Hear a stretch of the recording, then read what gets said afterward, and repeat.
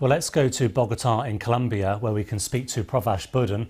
He is Regional Director for the Americas at Mercy Corps, a humanitarian aid organisation. Thank you for coming on BBC World News.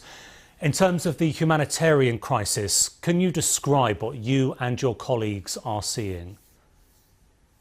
Thank you, Duncan. Well, for the past year or so, the humanitarian crisis for Venezuelans has been increasing. What we see where we operate in Colombia is an increasing flow of Venezuelans coming into Colombia, seeking food, seeking shelter, seeking medicines, because they can't find any in Venezuela.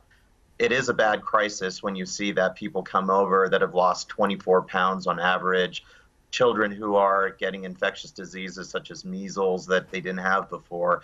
And so our response has been to provide medicines, to provide cash assistance in Colombia so people can access shelter and food, household goods for their long-term stay in Colombia, or even moving on to other countries. I think it's going to be a long haul in Venezuela as well. The conditions aren't getting better and people are getting desperate and want to move on. We have just seen in that report how tense it is between the two sides, the arguments and the flare-ups of violence. How difficult is it for your organisation and other aid organisations to operate in this area? At this time, it's very sensitive and challenging to operate across the borders between Colombia and Venezuela, and even from Brazil and Venezuela.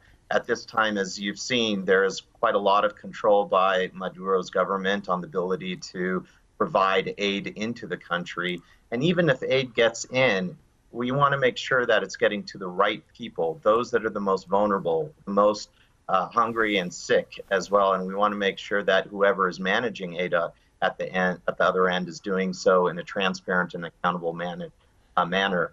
In the meantime, we are serving populations, thousands and thousands of Venezuelans who are desperately seeking support in Colombia, where it's operationally easier to provide that assistance.